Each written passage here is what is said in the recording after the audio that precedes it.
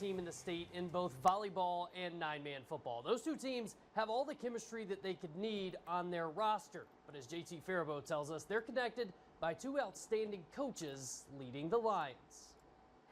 Family, teamwork, commitment, and passion. These are all words that come to mind when you think of a sports team.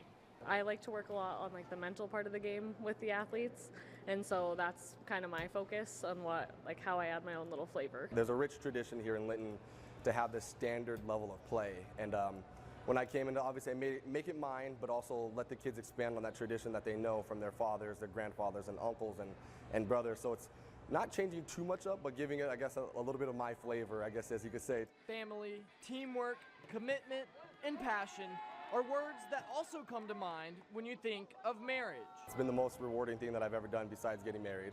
That's the bond shared between the Lions head football coach and head volleyball coach. And being able to do it with my wife and my best friend by my side it's been huge. One of the girls was actually joking the other day about so do you just come home and you alternate nights, you talk about football and then you talk about volleyball? And I'm like, actually most of the time we respond to each other, he says something that's going on in football and I say something that's going on with volleyball. While most young couples spend their weeknights binging their favorite TV shows, this one spends its free time breaking down film.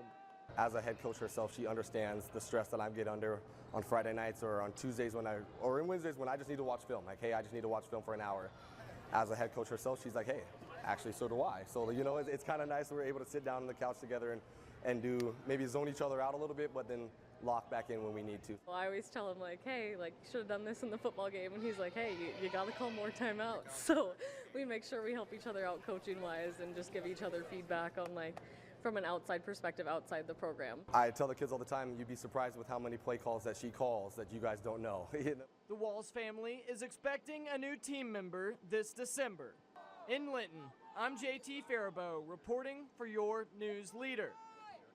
Well, it's Championship Monday for WDA golfers, and it was a true toss-up between a competitive field going into this one. Prairie West, the host site, which is where State will also be 1 week from today. The wind and rain a factor today as golfers battled the elements, and it proved to be no problem for Century's Kylie Ducksher, who knocks in a par putt on the par 3 15th. She'd go on to tie for second place. Mandan's Isabella Hale with the putt of the afternoon, draining this one from long range. That's good for birdie on hole 17, but everyone spent the afternoon chasing this girl. Minot North's Emerson Cope, she finishes with pars on 17 and 18 to finish with a 78. Cope wins the WDA title as a junior. She's the first person from Minot North to ever win a WDA championship. And on the team side, it's Mandan taking home the title, winning by 1 stroke over Minot North. Here's Cope on the win. Yeah, there's been so many winners, and really everyone's had a shot each tournament, so to get this one is really special. I feel great. I struggled with confidence a little bit this week, so to be able to put up a good round and work through that has been really